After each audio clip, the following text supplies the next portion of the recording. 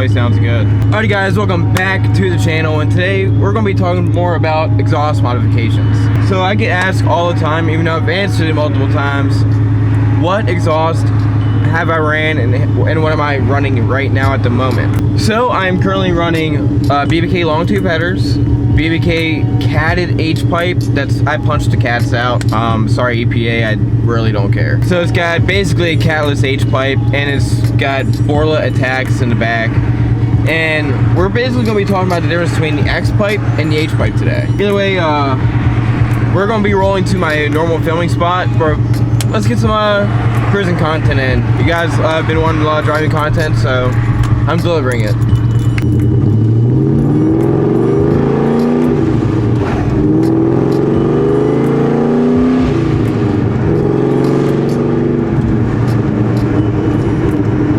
So I've had both the off-road X-pipe and the off-road H-pipe, and the real main difference is the H-pipe gives it deeper tone, and when just cruising, the car can be relatively quiet and not really obnoxious.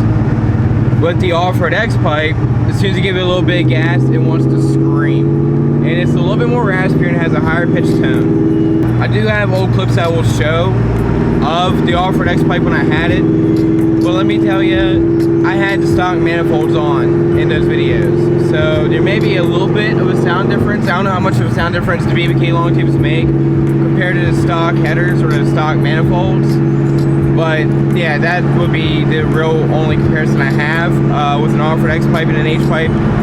I kind of do want to try the off-road X-pipe out with the long tubes to see if there is really a difference, because with the H-pipe there is really an exhaust difference, at least in the lower RPMs. Like, just cruising, it's not obnoxious, doesn't sit there and scream.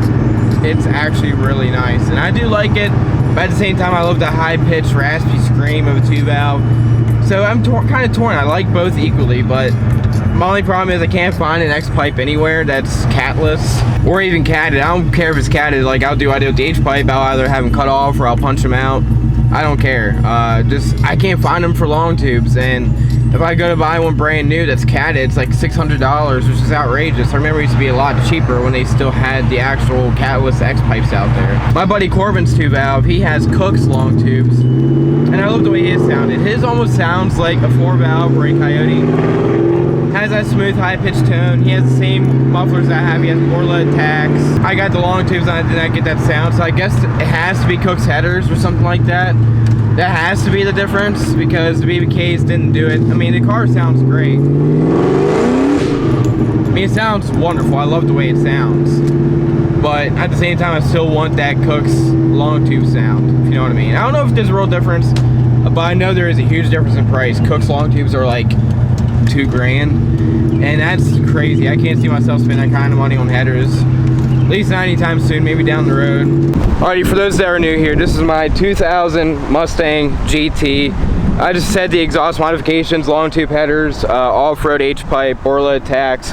Borla attacks are like some of the loudest mufflers you can really get for these cars, and I think they are personally one of the best sounding, along with Stingers. Stingers sound really good. One exhaust setup I've not seen on this car, on 2-valves at least, are Corsa Extremes. I've never seen them done on a 2-valve, and I wonder what they sound like. I feel like they would sound good. They sound good on Coyotes. I know a few people's done the Terminator Cobras. They sound good on them also. But I have a feeling the Borla attacks are probably not much different than what Corsa Extremes would go for. So yeah, going back to the exhaust, the H-pipe and X-pipe, like I said, the difference that I noticed, and I don't know if long tubes come into effect with this one, because I haven't had an off-road X-pipe with long tubes yet. I want to try it, but at the same time, I can't find an off-road X-pipe for a decent deal. They're all expensive, and nobody has them, and nobody wants to trade me. Honestly, I don't even want to trade. I kind of want to keep the H-pipe just in case I do like it, because honestly, right now, I love the H-pipe. It sounds really good. It's not obnoxious like the X-pipe, at least the way the X-pipe used to be. Say, like I said, on the low RPM, just cruising, you know, going through town, just cruising, trying to be quiet. The car can be really quiet. It was, of course, it still has noise because, you know, just got a lot of exhaust setup on it. But you can maintain it. With the off-road X-pipe that I had on the car, there was no maintaining the noise. as soon as you gave it just a little bit of gas, it would just scream its head off. It was a little bit obnoxious, and I personally liked it. And I noticed that it's less raspy in the lower RPMs, and even a little bit less raspy in the higher RPMs. And the off-road xpipe gave you all the rasp, and it wasn't really bad. I know a lot of people, it's very controversial. People love the rasp, and some people don't.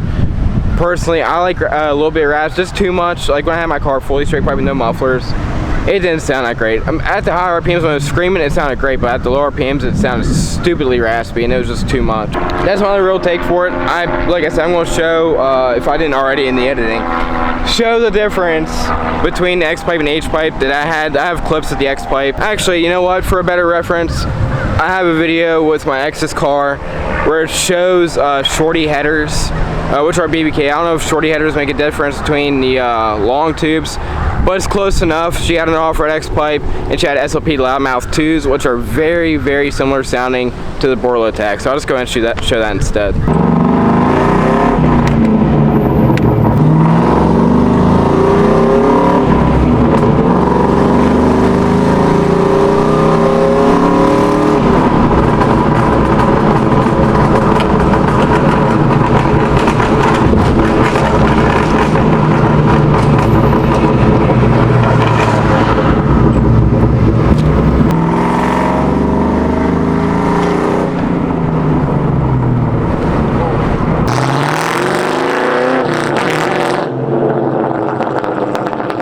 But yeah guys, the Borla's definitely my favorite exhaust setup I've had on this car so far. These mufflers they just sound so good. I know a lot of people say everybody goes Borla Attacks. Well, there's a reason for that. And Borla Attacks are a little bit expensive. So if you don't know, if you're just getting into Mustangs, I paid like 950 bucks for my Borla Attacks. But I gotta say, the quality and everything, the packaging and the way that they sound, and the way the tips look, it was definitely worth the money to me at least. I get compliments on this car's sound all the time. Everybody's saying, dude, it sounds so good, what's your exhaust setup? And everybody's so stoked when they hear it. Even when I had the xpipe on it, people loved the way it sounded, the Borlas, and it just sounds so good. I love it personally. I do, like I said before, I sound like a broken record. I really do want to hear what this thing sounds like with an off-road xpipe, with the long tubes. I'm so curious. I want to hear it so bad. And I know someone in the comments is going to say, hey, how hard is it to install long tubes? There are many different ways to do it. You can drop the front end, you can drop the game member, or you can, I think that personally, one of the easier ways is just to pull the engine and trans out. And that way you can actually clean up the engine bay, clean up the motor, clean up the trans, and you can easily just slap the headers on and slap the motor and trans back in. It goes in super easy. As long as you get remove the steering knuckle, that's the main part that gets in the way of putting the motor back in and removing it. But other than that, it goes in and out like butter. It's really not that bad.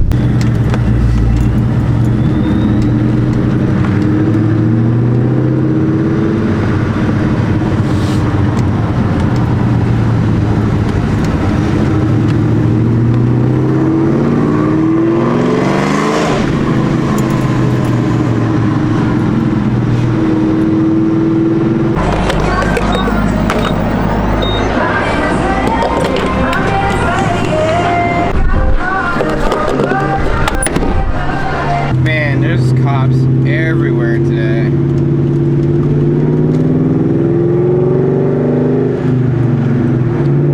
I done saw within not even a mile, maybe like a half a mile, I've done seen like 7 cops. It's from sheriffs to state police to city, all of them.